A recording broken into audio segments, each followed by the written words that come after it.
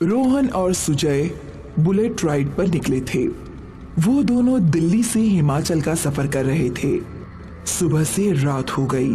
वो लोग हिमाचल तो पहुंच गए थे, पर अब भी अपनी मंजिल से दूर थे। भाई यहीं कहीं रुकने का इंतजाम करते हैं। यहाँ तो दूर दूर तक कुछ नजर नहीं आ रहा है। थोड़ा आगे चलते हैं, कुछ ना कुछ जरूर मिलेगा। दोनों चिमला गांव की सरहद के अंदर आ गए।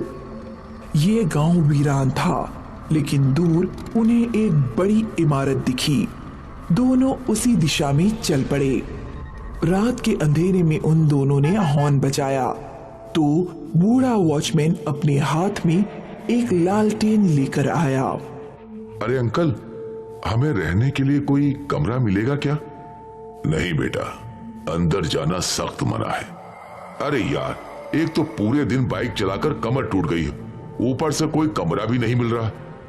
मैं तुम्हें अंदर तो नहीं जाने दे सकता, पर अगर तुम चाहो तो मेरे साथ मेरे केबिन में रह सकते हो। वहां सोने के लिए बिस्तर भी है और तुम दोनों के लिए खाना भी। चलेगा अंकल, आप तो ग्रेट हो। आप जैसा दिलदार देखा ही नहीं कहीं। आ जाओ। दोनों लड़के वॉचमैन के केबिन में गए और फिर वॉचमैन ने उन दोनों के लिए गर्मा गर्म चाय बनाई। ठंड बहुत थी तो दोनों दोस्तों को चाय बहुत पसंद आई। वॉचमैन ने दोनों को खाना भी परोसा और दोनों ने भर पेट खाना खा लिया। थैंक यू अंकल, आपने हमारी बड़ी मदद की। कोई बात नहीं बेटा। अंकल, ये तो डाकघर है ना? मतलब यहाँ तो रहने का इंतजाम होता है, तो इस डाकघर के अंदर जाने की परमिशन क्यों नहीं है? ये बहुत लंबी कहानी है बेटा। कहानी? वैसे भी हमारे पास बहुत समय है, आप सुनाइए, मजा आएगा। ठीक है, आज से 10 साल पहले की बात है। तुम्हारी तरह 3 राहगीर इसोर आए थे। उस समय डाकघर में लोग ठहरा करते थे। तीनों एक कमरे में ठहर गए, कमरा नंबर 13। कल सुबह होते ही यहाँ से आगे चलेंगे। हाँ, वैसे भी इस इलाके में है ही क्या, पूरा वीरान है। वो तो है, पर अच्छा है इस इलाके में ये डाकघर है, वरना हम सब क्या करते क्या मतलब, खुले आसमान के नीचे सोते और खाते क्या, घास फूस। वो लोग बातें ही कर रहे थे, अचानक उन्हें किसी लड़की की हंसी सुनाई दी। इस डाकघर में कोई औरत भी है लगता है। मुझे तो ये हंसी अपने कमरे में ही सुनाई दे रही है। उनमें से एक ने बाहर जाकर देखा तो हंसी बाहर सुनाई नहीं दे रही थी। हंसी अंदर ही आ रही है, लेकिन यहां कोई औरत नहीं है। वो लोग हंसी कहां से आ रही थी ये खोजने लगे। अचानक डाकघर की बिजली चली गई और उनके सामने वो फिरंगी थी, सुजान। सुजान का बस चेहरा ही नजर आ रहा था। आप कौन है? यहां हमारे कमरे में क्या कर रही हैं? सुजान हंसती रही और हंसते हंसते उसने तीनों राहगीरों को मौत के घाट उतार दिया। अगली सुबह हमें उन तीनों की बस लाश मिली। कौन है सुजान और उसका भूत इस डाकघर में कैसे आया? उसके साथ क्या हुआ? ये जानने के लिए तुम्हें सुजान की कहानी सुननी पड़ेगी। 11 साल पहले की बात है। हमेशा की तरह टूरिस्ट हिमाचल घूमने आया करते थे और कई टूरिस्ट शिमला में भी ठहरा करते थे। ऐसे ही एक टूरिस्ट ग्रुप में सुजान यहां आई थी। सुजान कमरा नंबर 13 में ठहरी थी। उस समय डाकघर के सारे कमरे फुल थे। सुजान बहुत ही खूबसूरत थी। सुनहरे बाल, गोरा रंग, हर किसी की नजर सुजान पर ही थी। सुजान और उसके दोस्त 2 दिनों तक शिमला में ही रुके थे। वो यहाँ एक पहाड़ों के झरनों की तस्वीरें ले रहे थे। रात को वो लोग अपने अपने कमरे में सोने चले गए और अचानक आधी रात को सुजान के कमरे से चीखने की आवाज सुनाई दी। उसके दोस्त और हम लोग वहां पहुंचे। सुजान जोर जोर से चीख रही थी।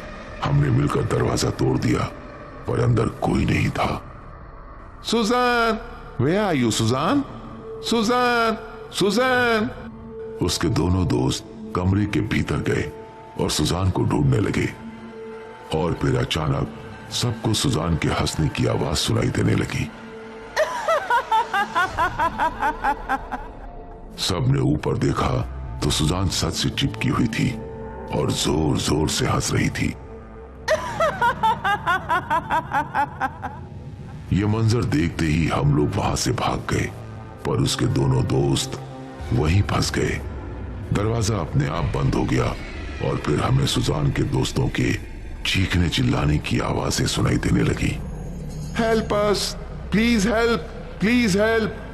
किसी में हिम्मत नहीं थी कि वो उन लड़कों को बचा सके। हम सब अपनी जान बचाने के लिए ही भाग रहे थे। अगली सुबह हमें सुजान और उसके दोनों दोस्तों की लाश मिली। दोनों दोस्तों का शरीर टुकड़े टुकड़े हो चुका था और सुजान का धड़ सर से अलग था। पता नहीं उस कमरे में क्या हुआ। ये तो बहुत अजीब हुआ, लेकिन सुजान के साथ आखिर हुआ क्या? वो भूत कैसे बन गई? पता नहीं, पर उस दिन के बाद से जो कोई भी इस डाकघर में रहने आया, उन सब की बस लाशें ही मिली। चिमला के लोगों ने इस डाकघर को बंद कर दिया और यहाँ किसी को रहने की अनुमति नहीं है। अंकल जी, आपको कुछ क्यों नहीं हुआ? क्योंकि मैं रात के समय कभी डाकघर के भीतर गया ही नहीं। अंकल, मुझे तो यह कहानी अधूरी सी लग रही है। मुझे जानना है कि सुजान के साथ उस कमरे में क्या हुआ। अब ये तो खुद सुजान ही जानती है। वैसे रात बहुत हो गई है, कुछ घंटे सो जाओ तुम दोनों। हाँ अंकल जी। वॉचमैन गहरी नींद में सो गया, पर सुजॉय और रोहन को नींद नहीं आ रही थी। वो लोग दबे पांव डाकघर की ओर बढ़ गए। डाकघर में अंधेरा था तो रोहन ने अपनी टॉर्च ऑन कर ली। कमरा नंबर 13 ढूंढते हैं। हाँ। उन लोगों ने कमरा नंबर 13 की तलाश की और कमरे के अंदर जाते ही दरवाजा अपने आप बंद हो गया। रोहन टॉर्च से देखने की कोशिश कर रहा था कि अचानक उसके सामने एक औरत थी।